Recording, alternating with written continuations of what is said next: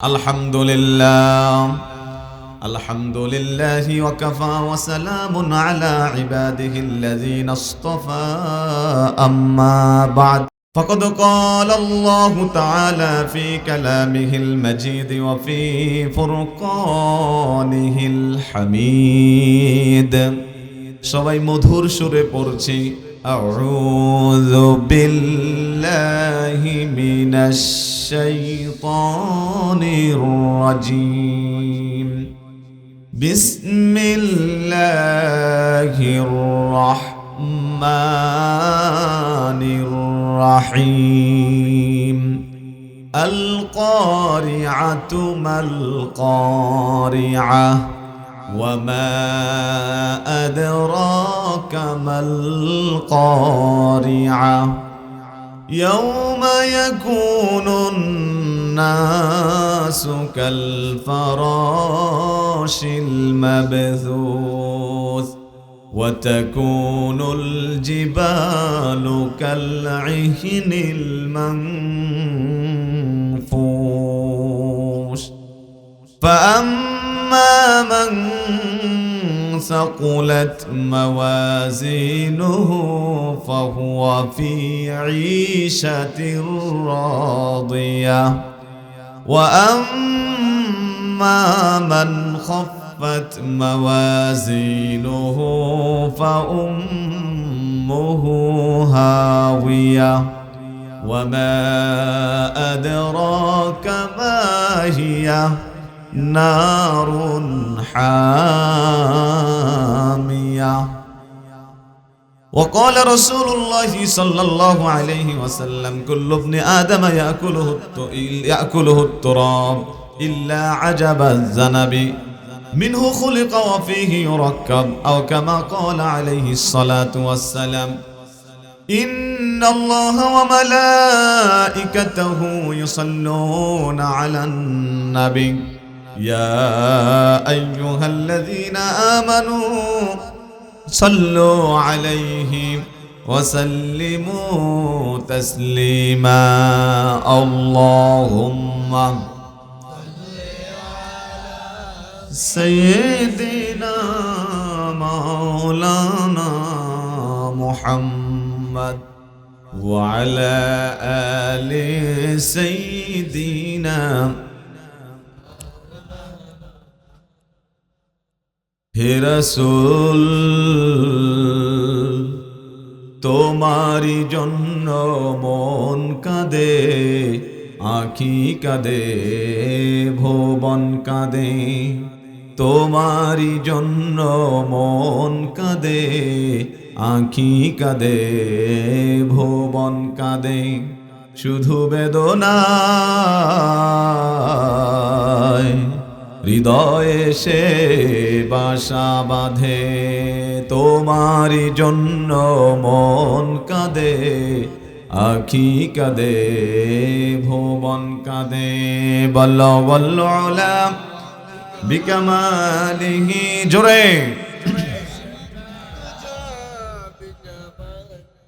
হাসানাতু জামিউ খিসালিহি صلوا عليه وآله اللهم صل وسلم وبارك على سيدنا نبينا حبيبنا محمد صلى الله عليه وسلم الحمد لله দৌলতপুর মধ্যপাড়া আন্নুর জামে মসজিদ ও যুব সমাজের উদ্যোগে আয়োজিত আজকের এই বার্ষিক ওয়াজ ও দোয়ার মাহফিলের সম্মানিত সভাপতি বিশিষ্ট দানবীর ও সমাজসেবক জনাব ইঞ্জিনিয়ার মোহাম্মদ রুহুল আমিন সাহেব আল্লাহ রাব্বুল আলামিন আমাদের সম্মানিত সভাপতি সাহেবের জীবন জীবিকা ঈমান আমলে আরো বরকত দান করুন। আজকের মাহফিলে প্রধান অতিথি হিসেবে উপস্থিত আছেন বিশিষ্ট সমাজসেবক দানবীর জনাব অ্যাডভোকেট মোহাম্মদ গোলাম মোস্তফা সাহেব। মাহফিলে কথা বলেছেন আপনাদের এই মসজিদের সম্মানিত খতিব সাহেব, সুযোগ্য সম্মানিত খতিব সাহেব জনাব হযরত মাওলানা কারি আবুল বাশার সাহেব। কথা বলেছেন জনাব হযরত মাওলানা কারি এস এম মাজহারুল ইসলাম সাহেব এবং আরো কথা বলেছেন আপনাদের এই এলাকার কৃতি সন্তান জনাব হযরত মাওলানা নিয়ামতুল্লাহ আতিকি সাহেব আমার পূর্বে কথা বলেছেন অত্যন্ত চমৎকার মৃত্যু সম্পর্কে, আখেরাত সম্পর্কে, ইসলাম সম্পর্কে কোরআন এবং সুন্নাহ থেকে সার নির্যাস আলোচনা করেছেন।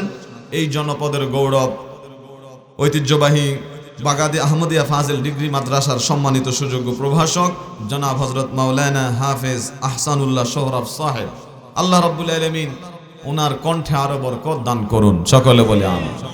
মাহফিলে আমন্ত্রিত অন্যান্য ওলামায়ে কেরাম, মেহমানবৃন্দ এবং মাহফিলের এই পর্যায়ে মাহফিলের প্যান্ডেল উপবিষ্ট, মঞ্চ উপবিষ্ট, ন্যায় নিষ্ঠার পরকাষ্ঠায় অধিষ্ঠিত, ইমানি চেতনায় উজ্জীবিত আমার তরুণ ভাইয়েরা, দাঁত পরা, চুল পাকা, নারী পাকা, আমার অত্যন্ত সম্মানের আমার মুরব্বী বাবারা, আমার অত্যন্ত আদরের কলিজার টুকরো শিশু এবং কিশোরেরা, রাস্তাঘাট, দোকানপাট, বাড়ি থেকে এবং অফলাইন এবং অনলাইনে যে যেখান থেকে আমাকে শুনছেন, আমাকে দেখছেন, আপনাদের সবাইকে আমি দোয়া করার নিমিত্তে আবারও সালাম নিবেদন করছি।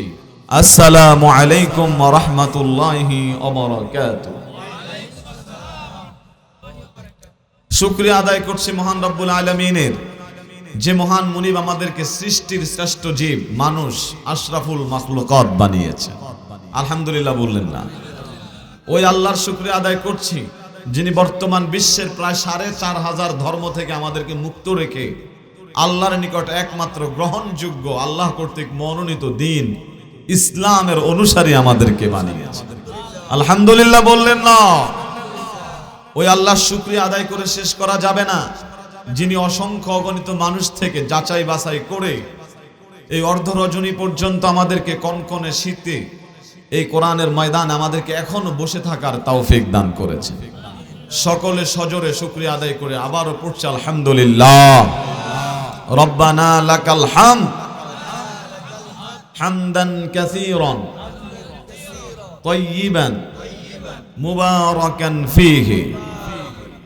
গড়া ছেড়ে দিয়ে দারাজ কণ্ঠে, আবেগ ভরা কণ্ঠে আল্লাহকে ডেকে বলুন, ইয়া রব্বি লাকাল হামদু কামা ইয়ানবাগি লিজালালি ওয়াজহিকা ওয়া আযীমি সুলতানিক।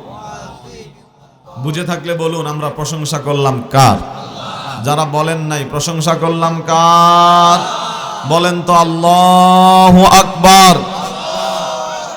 এখনো দুই একজন জবান খোলেনি, রাস্তাঘাট, দোকানপাট, বাড়িতে যে যেখানে আছেন ওখান থেকে আল্লাহর বরত্ব ঘোষণা করে তাকবীর ধ্বনি দিয়ে বলুন আল্লাহু আকবার। আল্লাহ রাব্বুল আলামিনের হামদ এবং সানার পাশাপাশি দরুদ ও সালাম প্রেরণ করছি বিশ্ব মানবতার মুক্তির দিশারি সাইয়্যিদুল কাউনাইন ইমামুল মুরসালিন রাহমাতুল লিল আলামিন, যিনি শ্রেষ্ঠ মানব, মহামানব, মাখলুকাতের মধ্যে যিনি সবচেয়ে সম্মানের অধিকারী, যিনি শুধু রসুল নন বরং ইমামুল মুরসালিন, সমস্ত রসুলদের ইমাম, যিনি শুধু নবী নয় বরং সাইয়্যিদুল আম্বিয়া, সমস্ত নবীদের সরদার। যে রসুলের উম্মত হতে পারা অত্যন্ত সৌভাগ্যের ব্যাপার, সে রসুলের উম্মত যে আমরা হতে পেরেছি এজন্য আমরা কি খুশি না বেজার?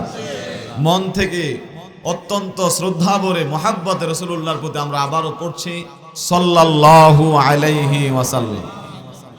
দুই একজন মুখ লারে নাও, বলেন সাল্লাল্লাহু আলাইহি ওয়াসাল্লাম। আলহামদুলিল্লাহ। সম্মানিত দ্বীনী ভাইয়েরা, আমি আপনাদের সামনে আমার খুতবায় পবিত্র কোরআনুল কারীমের 101 নম্বর সূরা, সূরার নাম হচ্ছে কারিআহ। সূরার নাম কি? আওয়াজ দিয়ে বলেন, সূরার নাম কি? এই সূরাতে আয়াত রয়েছে 11টি, রুকু হচ্ছে 1টি। সূরাটি মাক্কি সূরা, হিজরতের আগেই রাসূলুল্লাহ সাল্লাল্লাহু আলাইহি সাল্লামের উপরে এটি নাজিল হয়েছে।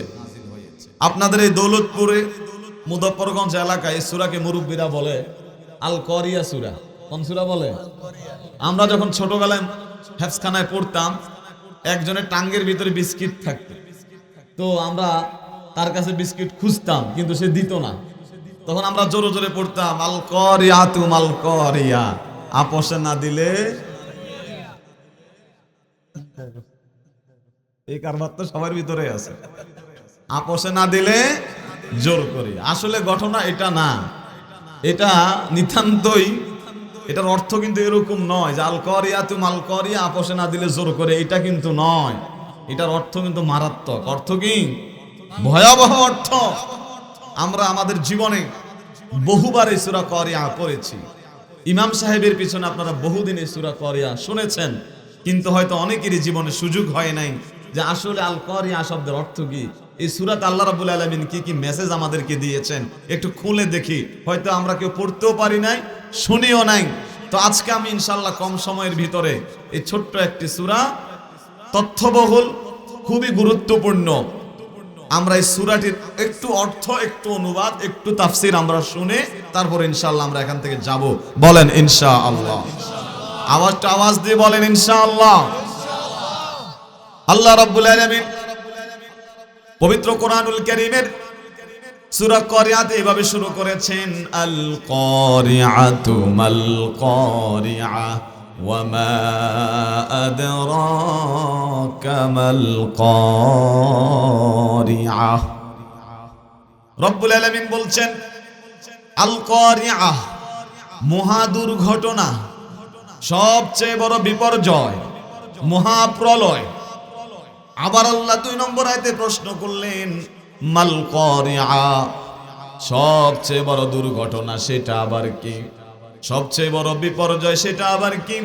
সবচেয়ে বড় বিপদ সেটা আবার কি?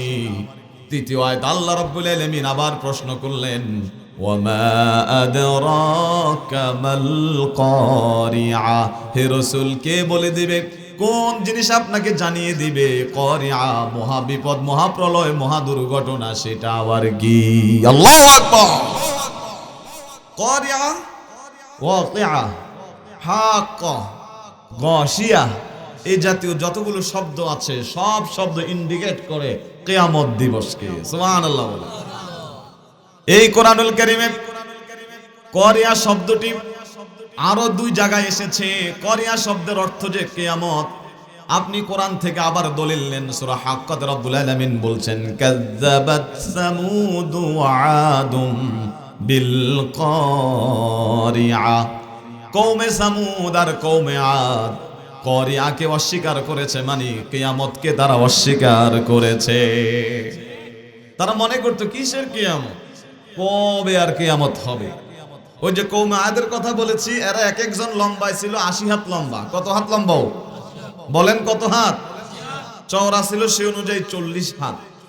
এরা কয়েকজনে মিলে এরকম পাহাড় উপড়ে ফেলতে পারত। এরা বলতো কলু মান আসাদ্দু মিন্না কুওয়া, 80 হাত লম্বা মানুষ, সে অনুযায়ী তারা চওড়া, এত বেশি শক্তিশালী। তারা বলতো মানে আসাদ্দু মিন্না কুওয়া, আমাদের চেয়ে শক্তিশালী আর কে আছে? কিসের আল্লাহ, কিসের আবার আখিরাত, কিসের আবার কিয়ামত। এত শক্তিশালী মানুষগুলোকে রব্বুল আলামিন কি করেছেন আপনি জানলে অবাক হবেন। আল্লাহ রব্বুল আলামিন এই সূরা হাক্কাতে বলেন এই শক্তিশালী, দীর্ঘ এবং চওড়া মানুষগুলোকে আমি রব্বুল আলামিন 7 দিন এবং 8 রাত পর্যন্ত আকাশেও উঠাইনি, জমিনেও রাখিনি, শুধু বাতাসের মধ্যে তাদেরকে ঘুরাইছি। আল্লাহু আকবার বলেন। আকাশে উঠায় নাই, জমিনেও, শুধু এমন ঝড় দিয়েছে, তুফান দিয়েছে, তাদের কিছু চক্করের মধ্যে 7 দিন 8 রাত পর্যন্ত তাদেরকে চক্করের মধ্যে রেখে তারপর এক একটা করে লাশ নিচে ফেলেছে। সে আল্লাহ কি এখনো আছে নাকি নাই? আসতে বলবেন না, আছে না নাই? মাঝে মাঝে যেন আমাদেরকে ঝাঁকি মারে যে আমি কিন্তু কওমে আদের সময় যে আল্লাহ আমি ছিলাম, এখনো সেই আল্লাহই আমি আছি। তার মানে হচ্ছে করিআ মানে হলো কিয়ামত, আবার করিআ মানে হচ্ছে বিপদ, বিপর্যয়। সূরা রাদ আল্লাহ রাব্বুল আলামিন বলছেন ওয়ালা ইয়াজালুল লাযিনা কাফারু তুসিবুহুম বিমা সানাউ করিআ, কাফের যারা আছে তারা সব সময় বিপদে পড়বে, একটার পর একটা বিপদ তাদের থাকবে, কারণ তারা বিপদের কাজ করে, এই জন্য তারা বিপদেই থাকবে। করিআ শব্দে ইলমুস সরফে এটি হচ্ছে ওয়াহিদ মুআন্নাসের সিগা, ইসমে ফাইল থেকে। মূল অক্ষর হচ্ছে কফ র আইন, করণ। করণ শব্দের অর্থ হলো সাউন্ড, শব্দ। দুটি ভারী জিনিস যখন সংঘর্ষ হয় তখন যে শব্দ হয় এটাকে বলে আরবিতে করণ। এই করণ কিসের শব্দ? ওই যে হযরত ইসরাফিল আলাইহিস সালাম সিংহায় ফু দিবেন, সিংহায় ফু দিলে যে সাউন্ড হবে, শব্দ হবে, এটাকে বলা হয় মূলত আল কারিআ। সুবহানাল্লাহ বল। সিংহায় ফু দিবে ইসরাফিল আলাইহিস সালাম, আর আকাশ, জমিন, চন্দ্র, সূর্য, গ্রহ, নক্ষত্র, গ্যালাক্সি, নিহারিকা, ধূমকেতু, যত প্লেট, যত কিছু আছে সব একটার সাথে আরেকটা সংঘর্ষ লেগে ভেঙ্গে চূর্ণ বিচূর্ণ, কাঁচ ভাঙলে যেমন এরকম হয়ে যাবে। বলেন আল্লাহু আকবার। এখন আপনি এই কোণা থেকে প্রশ্ন করবেন যে হুজুর, সিংহায় ফু দিলে তো সাউন্ড হবে, আওয়াজ হবে, আওয়াজের সাথে ভাঙ্গা ভাঙ্গির কি সম্পর্ক? আপনি জেনে অবাক হবেন, এই পৃথিবীতে সবচেয়ে শক্তিশালী বস্তু হচ্ছে সাউন্ড, শব্দ। যখন মিছিল মিটিং হয়, সংঘর্ষ লেগে যায়, তখন পুলিশ এসে সেখানে সাউন্ড গ্রেনেড নিক্ষেপ করে। কেন? যখন শব্দ হয় তখন বিক্ষিপ্ত হয়ে যায়, সবাই ভয় পেয়ে যায়। আপনি জেনে অবাক হবেন, আপনার এই দৌলতপুর গ্রামের সবচেয়ে সাহসী যে মানুষটা, সে যদি ঘর থেকে রাস্তায় বের হয়, যদি আকাশের মধ্যে বিদ্যুৎ চমকায়, বজ্রপাত যদি হয়, যত বড় শক্তিশালী মানুষ হোক, ভয় পায় কি পায় না? আকাশের শব্দের সাথে কারো কোনো সাহসিকতা চলে না। তাই তো রব্বুল আলামিন বলছেন, وَنُفِخَ فِي الصُّورِ فَصَعِقَ مَن فِي السَّمَاوَاتِ وَمَن فِي الْأَرْضِ إِلَّا مَا شَاءَ اللَّهُ। হযরত ইসরাফিল যখন সিংহায় ফু দিবে, আকাশ আর জমিনে যত কিছু আছে সব ভেঙ্গে চূর্ণ বিচূর্ণ হয়ে যাবে। সিংহাতে ফু দিবে কয়টা? দুইটা। বলেন কয়টা? এতদিন জানছেন একটা, আজকে শুনে নেন দুইটা। প্রথম ফুৎকারে সব শেষ, কিচ্ছু নাই। দ্বিতীয় ফুৎকারে তুম্মা নুফিখা ফীহি উখরা ফাইযা হুম কিয়ামুন ইয়ানজুরুন। দ্বিতীয় ফুঁটা যখন দিবে রে, যে যেখানে আছে ওখান থেকে উঠে যাবে, সমস্ত মানুষ জীবিত হয়ে যাবে, হাসরের ময়দানে সবাই সমবেত হয়ে যাবে। আল্লাহু আকবার। এমন একটা দিন আমাদেরকে ফেস করা লাগবে কি লাগবে না? কিন্তু কিছু কিছু মানুষের চলাফেরার যে গতি, হ্যাঁ, ক্লিন শেপ, তারপরে শুট, টাই, বোর্ড, মোটরসাইকেল নিচে, সামনে মোটা, চাকা মোটা, আছে না নাই? মানে চশমা চোখে দেওয়ার কথা দিছে কপালের মধ্যে, ভাবসাব অন্যরকম। মসজিদের ধার ধারে না, এলাকার ময় মুরব্বীর কোনো ধার ধারে না, ইমাম সাহেবের কোনো সম্মান তার কাছে নাই। কে কি বললো না বললো কাউকে গণার সময় তার। ঈদের নামাজ কোন রকম পড়ে আর জানাজা কোন রকম পিছনে গিয়ে দাঁড়ায়, এরকম দু চারজন আছে না নাই? মানে মতি গতি বোঝা যায়। আজরাইল অন্তত আরো 1000 বছর তার আশেপাশেও এরকমই তো লাগে নাকি? আবার কিছু মুরব্বী আছে, চা দোকানে বসে বসে শুধু জমির হিসাব, এত কানি কিনছি রে, মুজফ্ফরগঞ্জ বাজার আরো 2টা দোকান বানা দিছি, লক্ষ্মীপুর রাস্তার সাথে যে জায়গাটা আছে দোকানের পিছনে এটা আবার বানা দিছি, শুধু জমির হিসাব আছে না নাই? আবার গৌরব করে বলে, হুজুর এখানে দাঁড়াইলে আপনার চোখে যত দূর পর্যন্ত যায় সব দাগ আমার, শুধু আমার আমার জমি জামা, বাড়ি ঘর, দরজা, টাকা, ব্যাংক ব্যালেন্স, এগুলো ছাড়া আর অন্য কোনো কথা মুরব্বীর মুখে নাই। এরকম 2-4 জন মুরব্বী এলাকাতে নাই। কেউ যখন বলে, চাচা আর কত ইনকাম করবেন, আর কত জমি কিনবেন, আর কত টাকা জমাবেন, আর কত মার্কেট বানাবেন, কবরে তো যেতে হবে, এগুলো তো কিছুই সাথে যাবে না। কথা কম মরার পরে যা হওয়ার হবে, একদিন তো বেয়াস তো যাবই, আগে দুনিয়াতে কামাই নেই, দুনিয়াতে মজা মস্তি করে নেই, মরার কথাটা এগুলা বইলে আমার মুড নষ্ট করিস না, আছে না ভাই? আপনি যতই মৃত্যুকে অ্যাভয়েড করেন, ইগনোর করেন, পাশ কাটিয়ে কাটিয়ে চলেন, আজরাইল কিন্তু পাশ কাটাবে না। আজরাইল পাশ কাটাবে না, জাস্ট টাইমে চলে আসবে। বিন্দু পরিমাণ সময় আমাদেরকে। আমার বন্ধুরা, মহাবিপর্যয় নেমে আসবে, সব শেষ, আবার সবাই হাসরের ময়দানে সমবেত হলাম। রব্বুল আলামিন সূরা কারিয়ার 4 নম্বর আয়াতে বলছেন, ইয়াউমা ইয়াকুনুন নাসু কাল ফারাশিল মাবসুস ওয়া তাকুনুল জিবালু কাল ইহনিল মানফুস।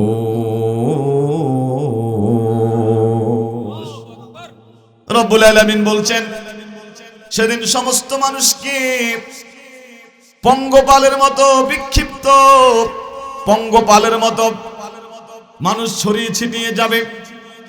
সমস্ত মানুষ বিক্ষিপ্ত পঙ্গপালের মতো জড়ো হতে থাকবে। ওয়াতাকুনুল জিবালু কাল ইহনিল মানফুস।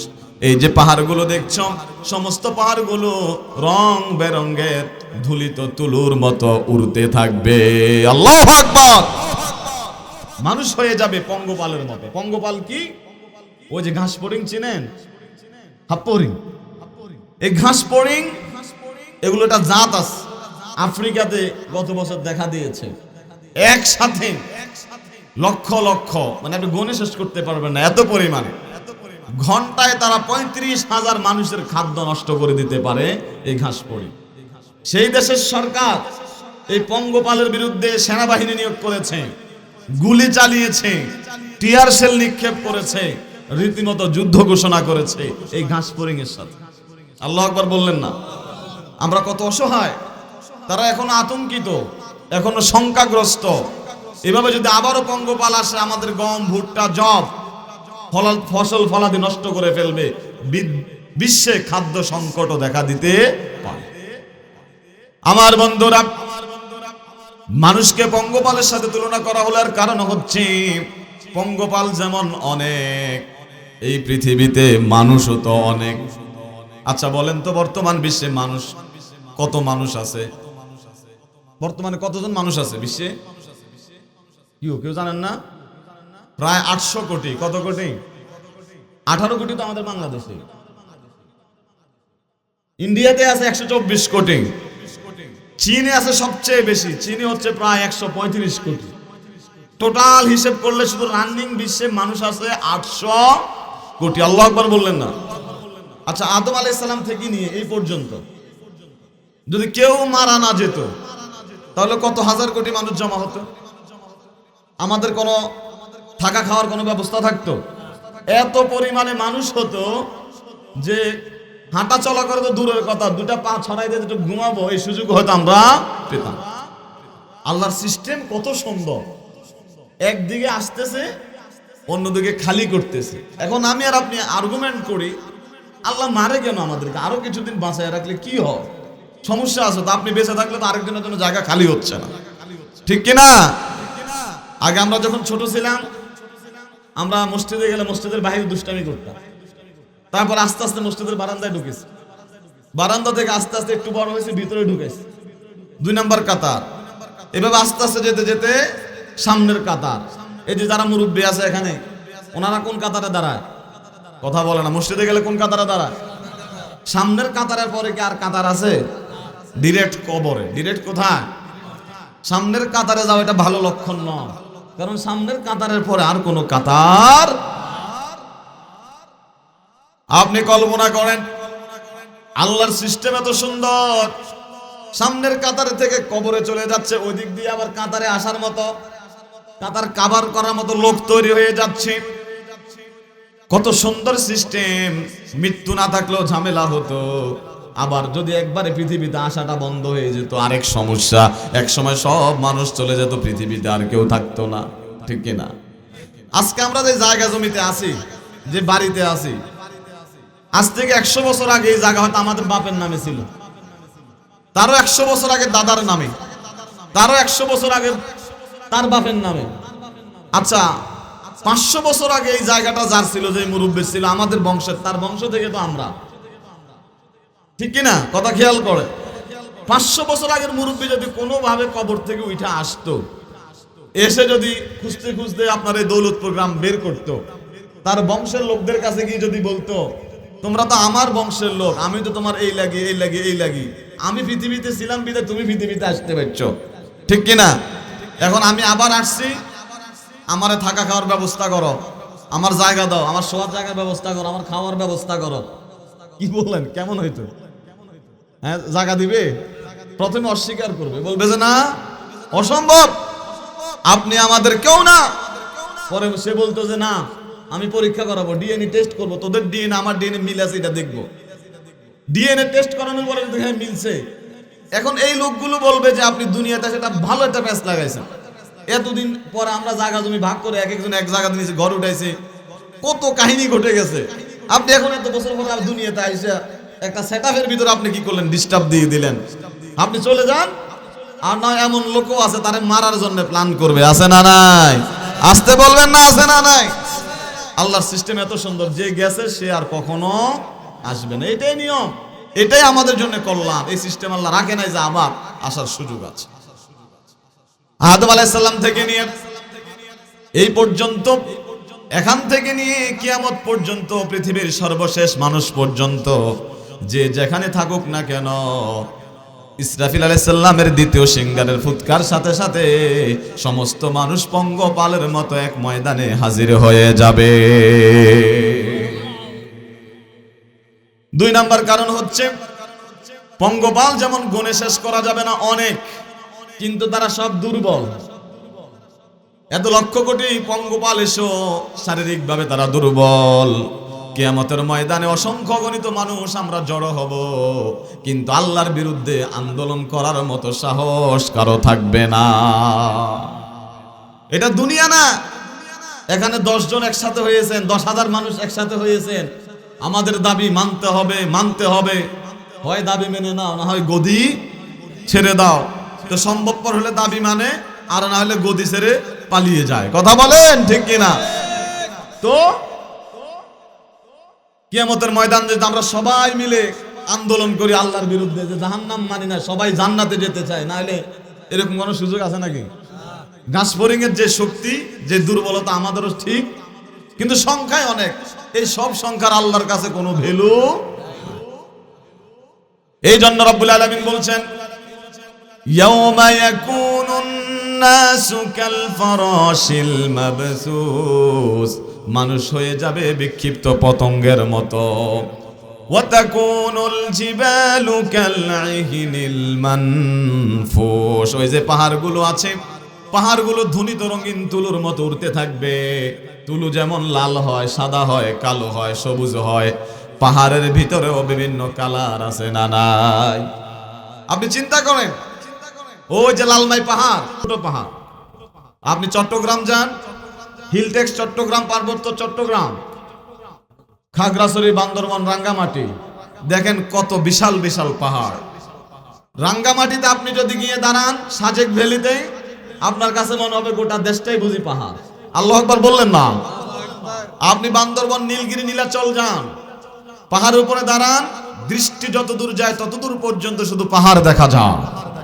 এত বিশাল পাহাড়, আকাশের মেঘ যে ভেসে বেড়ায়, সেই বৃষ্টি হয়ে মেঘে সেই পানিতে আপনার গাটা পর্যন্ত কি হয়ে যায়, ভিজে যায়, ঠিক কিনা বলেন? এত বড় বড় পাহাড়।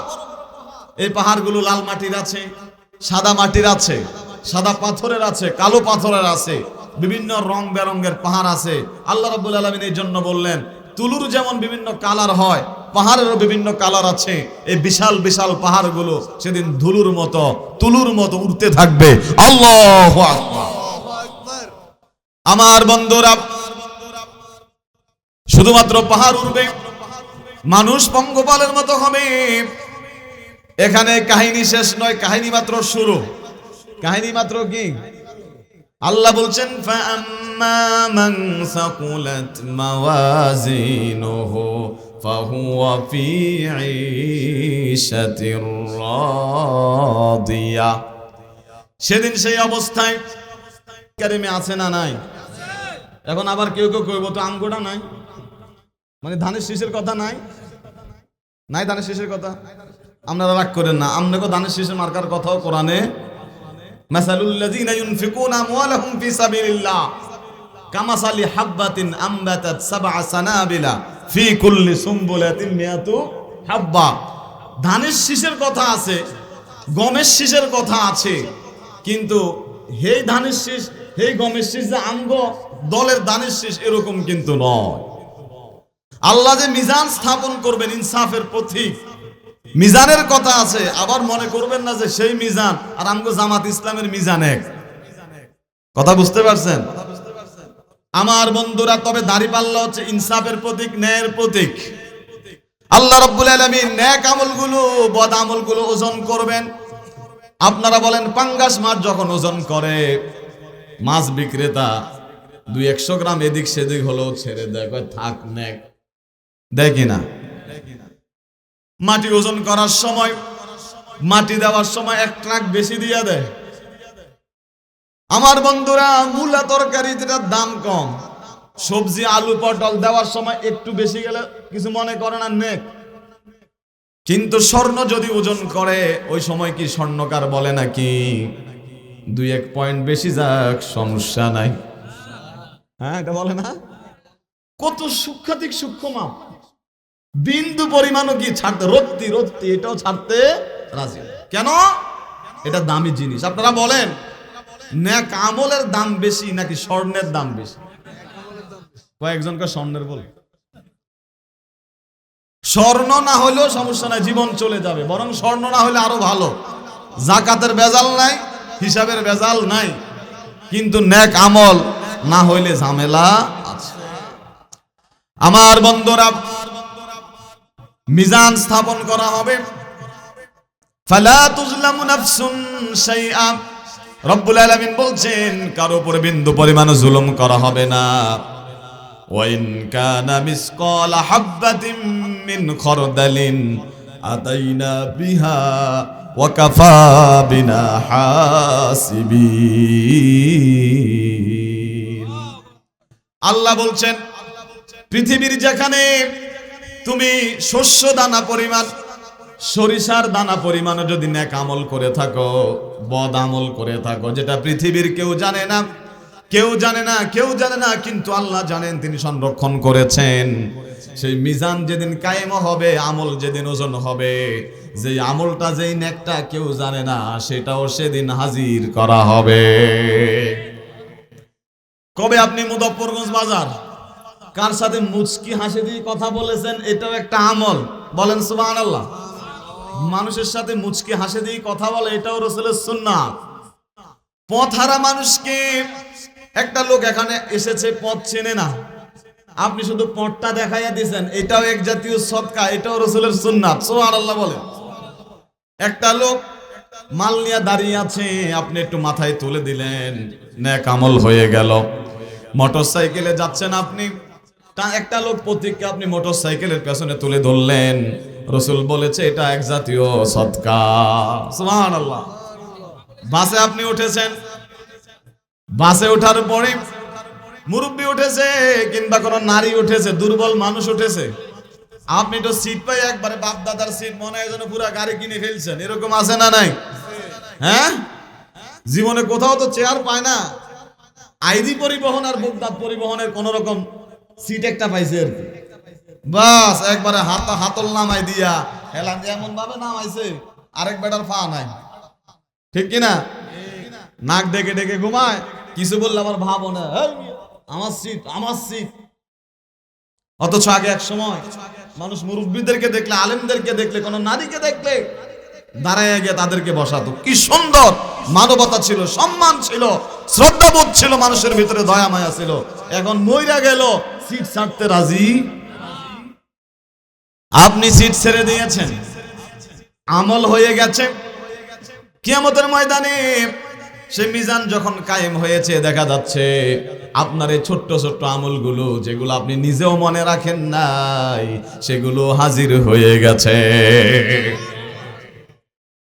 আবার পৃথিবীর কেউ জানে না, গোপনে, অফলাইনে, অনলাইনে, খোলা করে, বদ্ধ করে, পানির উপরে কিংবা পানির নিচে, আলোতে কিংবা অন্ধকার আপনি অন্যায় অপরাধ করেছেন, গুনাহ করেছেন, যেটাকে আপনি কিছুই মনে করেন নাই। যেদিন আমল নামা ওজন করা হবে, সেদিন দেখবেন এটা এসে হাজির হয়ে গেছে।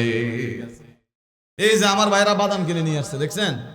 সৌরভ সাহেব বাদামের কথা বলছিল না? ওনারা আলহামদুলিল্লাহ, ওনারা বাদামও নিয়ে আসছে, বাদামও খাচ্ছে, মাহফিলও। কিন্তু একটা পয়েন্ট হচ্ছে, আপনি অন্য কিছু মনে করেন না, ভালো কিছু বলতেছে। এই যে বাদামওয়ালা বসে থাকে মাহফিলে, আমরা অনেক সময় গিয়ে কি করি, বাদাম টেস্টিং এর নামে 2-4টা খাই চলে আসি, টাকা দেই না, বাদামও কিনি না। এমন ইচ্ছা করে খাই যে বাদাম তো কিনবো না, তারপরে 2টা নিয়ে আসলাম, বলে কিনা এরকম। তারপরে মটর ভাজা খেয়ে দেখে একটু তাজা আছে কিনা। আঙ্গুর কেনার সময় ফল দোকানে গিয়ে 2-1টা আঙ্গুর খেয়ে ফেলে, তাজা আছে কিনা, মিষ্টি কিনা। কিন্তু কিনার কোনো মাকসাদ নাই। বরুই সিজনে বড়িওয়ালা বসে থাকে, বরুই খেয়ে ফেলে। আমরা মনে করি এটা কোনো ঘটনা না, 2-1টা আঙ্গুর, বরুই, 2-1টা বাদাম, বুট, ছোলা খেলে কোনো সমস্যা নাই। 10 জনে যদি 10টা বরুই নিয়ে যায়, 10 জনে 10টা আঙ্গুর খেয়ে ফেলে, যে বেটা বিক্রি করতে আসছে তার মনে একটু হইলো আঘাত লাগে। হয়তো সে বলে না, এই যে খেয়ে চলে আসছেন হাসি মুখে, কিছুই মনে করেন নাই। যেদিন আমল ওজন করা হবে দেখবেন ওই বাদামওয়ালার বাদাম গিয়েও কি হাজির হয়ে গেছে। আমার বন্ধুরা, এখন আবার কিছু কিছু লোক প্রশ্ন করে, হুজুর আমল তো দেখা যায় না, এটা কিভাবে পাল্লায় তুলবে, মিজানে কিভাবে তুলবে, এটা তো ধরা যায় না, ছোঁয়া যায় না। সওয়াব তো দেখা যায় না, গুনাহ তো দেখা যায় না, যুক্তি দাঁড় করায় এরকম ফালতু টাইপের লোক আছে না নাই? আসতে বলবেন না, আছে না নাই? কোরআন সুন্নাহ নিজে তো ঠিক মতো পড়েই না, যারা জানে তাদের সাথেও কোনো যোগ সাজস রাখে না, নিজের মন মতো ব্যাখ্যা দেয়, হাসি ঠাট্টা বিদ্রুপ করে, এরকম 2-4 জন জাহেল আছে না নয়? আমাদের দেশে সবচেয়ে বলদ টাইপের যে বোকা শোকা যে মানুষ, তাকে আমরা কি বলি? আবুল বলি, তাই না? আবুল বলে না, আবুল টাইপের লোক। বাস্তবে এক আবুল দেখা দিয়েছে, সেটা হলো বাউল শিল্পী আবুল সরকার। তার নামটাই হচ্ছে আবুল। কথা বলেন ঠিক কিনা? সে একটা হাদিসের অংশ নিয়ে, যে হাদিসে এসছে, আউয়ালু মা খালাকাল্লাহু নূরি, আউয়ালু মা খালাকাল্লাহুল ইশক, আউয়ালু মা খালাকাল্লাহুল মা, আউয়ালু মা খালাকাল্লাহুল কলাম। 3-4টা হাদিসে 3-4 রকম বক্তব্য এসেছে, কিন্তু প্রত্যেকটার একটা ব্যাখ্যা কিন্তু আছে। তবে সঠিক উত্তর হচ্ছে, পৃথিবীতে সর্বপ্রথম সৃষ্টি করা হয়েছে বাতাস, হাওয়া, তারপর সৃষ্টি করা হয়েছে পানি, তারপর সৃষ্টি করা হয়েছে আল্লাহর আরশ, তারপর সৃষ্টি করা হয়েছে কলম। বলি সুবহানাল্লাহ। এগুলোর ব্যাখ্যা আছে, কিন্তু সে আবুল সরকার কোনো ব্যাখ্যা বিশ্লেষণ না বুঝে বলল যে আল্লাহ, এটি তো হাদিস রসুলের কথা, কিন্তু তোর মূর্খ, সে বলতেছে আল্লাহ 2-4 রকমের কথা বলে। এমন একটি বাজে শব্দ রব্বুল আলামিনের শান এসে বলেছে, যেটা মুখে উচ্চারণ করার মতো নয়। এই কথা বলার সাথে সাথে তার ঈমান চলে গেছে। কথা বলেন ঠিক না? আর এরকম এই বাউল যারা, সে যে লাইনের লোক হোক, আল্লাহ এবং তার রসুলের কোনো বিধিবিধান নিয়ে, আল্লাহ এবং রসুলকে নিয়ে ঠাট্টা বিদ্রুপ করলে সাথে সাথে ঈমান চলে যায়। এখন বাংলাদেশে কথিত লোক নেতা বের হয়েছে, যারা বাউল আবুল সরকারের মুক্তি কামনা করতেছে, তার পক্ষে সাফাই গাইতেছে। আবুল সরকার তো কথা বলে তো ঈমান হারা হয়েছে। এই আবুল সরকারের পক্ষে যারা কথা বলবে, আবুল সরকার আল্লাহকে নিয়ে মস্করা করার পরেও, বাজে মন্তব্য করার পরেও যারা আবুল সরকারের পক্ষে কথা বলবে, তাদের ঈমানেও ঝামেলা আছে। কথা বলেন ঠিক কিনা? এই আবুল সরকাররা, এই বাউল ফাউল আউল যারা, তারা বিগত 15 বছর পতিত ফ্যাসিস্টের দোসর ছিল। কথা বলেন ঠিক কিনা? আল্লাহু আকবার, আল্লাহ ঘরে ঘরে জালো, ঘরে ঘরে জালো। আমাদের বাংলাদেশে তাওহীদি জনতা থাকবে। কথা বলেন ঠিক কিনা? নাস্তিক মুরতাদদের জন্য এই বাংলার জমিন ছেড়ে দেওয়া হবে না। যারা ইসলাম বিদ্বেষী, রসুল বিদ্বেষী, আল্লাহ বিদ্বেষী, যারা ওলামায়ে কেরামের সাথে বেয়াদবি করেছে, ইসলামকে যারা প্রতিপক্ষ বানিয়েছে, গত 15 বছর ধরে যারা কোরআন সুন্নাহর মাহফিল পর্যন্ত অনুষ্ঠিত হতে দেয় নাই, যেই নেতা মুতে পানি খরচ করে না, একটা মাহফিল করাতে তার পেছনে ঘুরতে ঘুরতে এলাকার পোলাপানের স্যান্ডেল পর্যন্ত ছেড়ে যেত। কথা বলেন ঠিক কিনা? নেতা মাহফিলে আসতো, সাথে আরো 10-20 জন নিয়ে আসতো, ইচ্ছে মতো খেত, তেল মাখানো লাগতো, কত কিছু করার পরে আউযুবিল্লাহ যে বলতে পারবে না, সে পারমিশন দিলে ওয়াজ হয়েছে, আর নাইলে ওয়াজ হয় নাই। তারা দম্ভ করেছে আল্লাহর সাথে, অহংকার করেছে কোরআনের সাথে, ইসলামকে তারা প্রতিপক্ষ বানিয়েছিল, এই জন্য আল্লাহর গজব তাদের উপরে পড়েছে।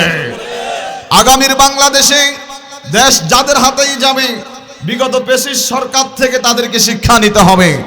যদি ওলামায়ে কেরামকে প্রতিপক্ষ বানায়, যদি ইসলামকে প্রতিপক্ষ বানায়, পতিত ফ্যাসিস্টের যে অবস্থা হয়েছে, যদি এরকম গাদ্দার এরকম আচরণ কেউ করে, তাদের পরিস্থিতি এর চেয়ে আরো ভয়াবহ হবে। কথা বলেন ঠিক কিনা?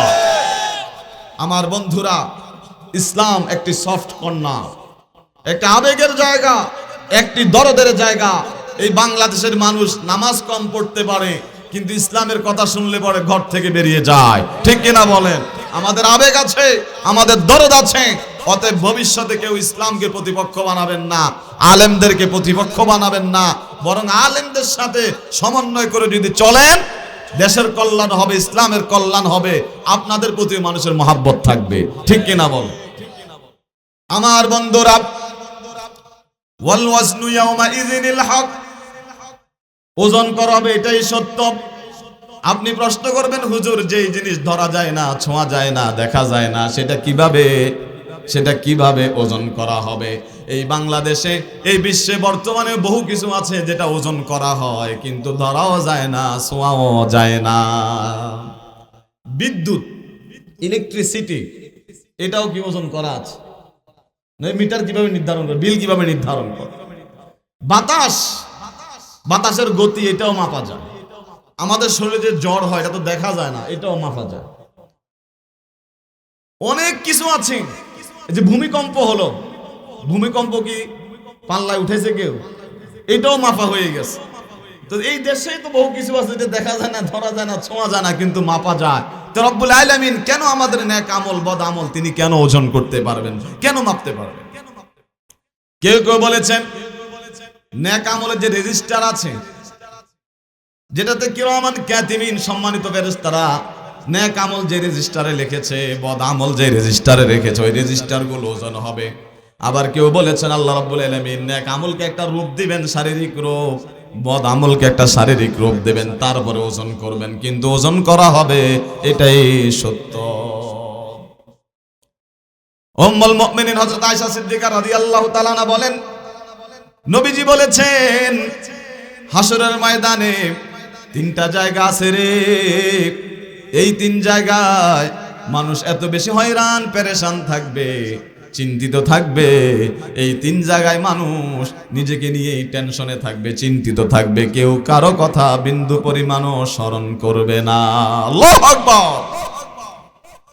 নবীজি বলেন, এক নম্বর হচ্ছে মিজানে, যখন আমলনামা ওজন করা হবে, মানুষ এত বেশি টেনশনে থাকবে, তার নেকের পাল্লা ভারী হয় নাকি নেকের পাল্লা হালকা হয়, যতক্ষণ পর্যন্ত ওজনটা সম্পূর্ণ না হবে ততক্ষণ পর্যন্ত কারো কথা তার মাথায় আসবে না। দুই নাম্বার হচ্ছে আমলনামা দেওয়া হবে যখন, আমলনামা কি ডান হাতে দিবে নাকি বাম হাতে দিবে, এটা নিয়ে টেনশনে থাকবে। আহারে আমার আমলনামা আমি কোন হাতে পাবো? যতক্ষণ পর্যন্ত আমলনামা ডান হাতে না আসবে ততক্ষণ পর্যন্ত বান্দা কারো কথা স্মরণই করবে না। তিন নাম্বার হচ্ছে ফুলসেরাতে, ফুলসেরাতের গোড়ায় দাঁড়িয়ে এত বেশি টেনশন করবে রে, এই ফুলসেরাত আমি কিভাবে পার হব? যতক্ষণ পর্যন্ত পার না হবে ততক্ষণ পর্যন্ত কোনো মানুষের কথা তার মনেই আসবে না। আল্লাহু আকবার বলে। এমন একটি সময় আমাদের আসবে কি আসবে না, কিন্তু এগুলো আমরা বিশ্বাস করি কিন্তু আমল করি না। এই যে শীতকাল আসছে, কিছু কিছু লোক আছে যারা গরমকালেও নামাজ পড়ে না, গরমকালেও কি নামাজে যাব, যে গরম, মসজিদে এসি নাই, আইপিএস নাই, এত গরম দিকে নামাজ পড়া যায়? এখন হুজুর এত ঠান্ডা, নামাজ তো পড়তাম কিন্তু শীতের কালে যে ওযু করা লাগবে, যে এটা না ভেজাল। এই যে আসার নামাজের সময় জ্যাকেট খুলতে হবে, চাদর খুলতে হবে, মাফলার খুলতে হবে, জুতো খুলতে হবে, মোজা খুলতে হবে, ওযু করে আবার এগুলো লাগাতে হবে, এটা হুজুর এটা ঝামেলা। নামাজ পড়া তো কোনো ঘটনা না। আমার বন্ধুরা, আমার মা বোনেরা অনেকে আছে নামাজ পড়তে রাজি কিন্তু ওযু করতে, নামাজ পড়তে রাজি কিন্তু গোসল করতে কেউ কেউ আছে আর কি কম রাজি, নামাজ কোনো না, এটা পড়া যায় কিন্তু শীত। আমার বন্ধুরা, আপনি আমি যে কষ্ট করে শীতের দিনে অজু করব, জ্যাকেট খুলবো, জামা খুলবো, শীতের কাপড় খুলে, মোজা খুলে, জুতা খুলে যে কষ্ট করে অজু করব, আমার রব্বুল আলামিন সেটা জানেন কি জানেন না? তাই তো রব্বুল আলামিন চমৎকার সিস্টেম করলেন, যেই ইবাদতে যত বেশি কষ্ট সেই ইবাদতে সওয়াব তত বেশি। সুবহানাল্লাহ বলেন। মুসলিমের বর্ণনা এসেছে, হযরত আবু হুরায়রা রাদিয়াল্লাহু তাআলা আনহু হতে বর্ণিত, তিনি বলেন, একদিন রাসূলুল্লাহ সাল্লাল্লাহু আলাইহি সাল্লাম উপস্থিত সাহাবায়ে কেরামকে ডাক দিয়ে বললেন, ও আমার সাহাবীরা শোনো, ও আমার সাহাবীরা শোনো, আলা আদুল্লুকুম আলা শাইইন, আমি কি তোমাদের কেমন একটি জিনিসের কথা বলবো না, মা ইয়ামহুল্লাহু বিহিল খাতায়া ওয়া ইয়ারফাউ বিহিদ দারাজাত, এমন কিছু আমল আছে যে আমলগুলো করলে পরে তোমাদের গুনাহ অটোমেটিক মাফ হতে থাকবে, দুনিয়া এবং আখিরাতে তোমাদের মর্যাদা বাড়তে থাকবে, এবং তোমরা জিহাদে, কঠিন জিহাদে অনড় থাকার সওয়াব তোমরা পেয়ে যাবে। আলা আদুল্লুকুম আলা মা ইয়ামহুল্লাহু বিহিল খাতায়া, আমি কি বলবো না এরকম কথা যে আমলগুলো করলে পরে তোমাদের গুনাহগুলো অটোমেটিক মাফ হয়ে যাবে? সুবহানাল্লাহ বলেন। আপনারা জানতে চান? জানতে চান? ক্বালু বালা ইয়া রাসূলুল্লাহ, উপস্থিত সাহাবীরা বললেন, ইয়া রাসূলুল্লাহ, অবশ্যই অবশ্যই আমরা সেই আমলগুলো জানতে চাই যে আমল করলে দুনিয়াতেই অটোমেটিক গুনাহ মাফ হতে থাকে। এরকম আমল বেশি নয়, মাত্র 3টা। বলেন কয়টা?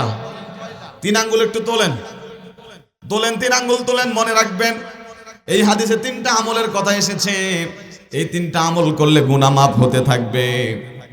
1 নাম্বার হচ্ছে ইসবাগুল ওযুই আলাল মাকারিহি, কষ্ট হওয়া সত্ত্বেও যারা পরিপূর্ণভাবে ওযু করবে, ওযুর কারণে তাদের গুনাহগুলো মাফ হয়ে যাবে।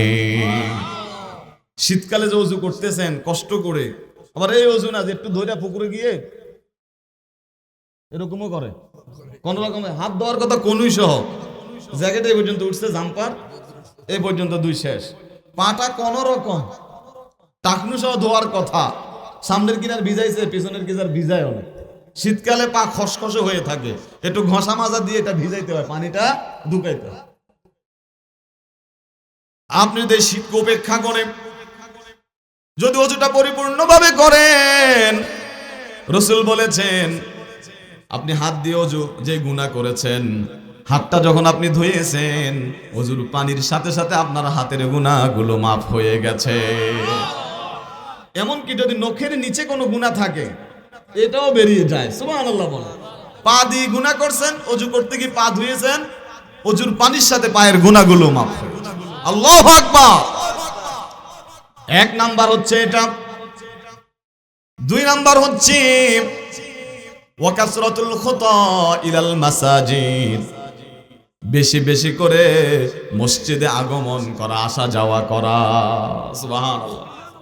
বেশি বেশি মসজিদে আসবেন, মসজিদের সাথে সম্পর্ক রাখবেন। আজকে আমাদের মসজিদগুলো খালি হয়ে যাচ্ছে, ঠিক কি না? কোন কোন মসজিদে ফজরের সময় 1 জন 2 জন 3 জন মুসল্লি, আর একটু বৃষ্টি হইলে পরে ওই ইমাম সাহেব আর মুয়াজ্জিন ছাড়া আর কেউ নাই। হয়তো ইমাম মুয়াজ্জিনও থাকতো না, বেচারাদের চাকরি তো, মসজিদে ঘুমায়, যাবে কই আর, এই জন্য বেচারারা পড়ে রয়েছে, ঠিক কি?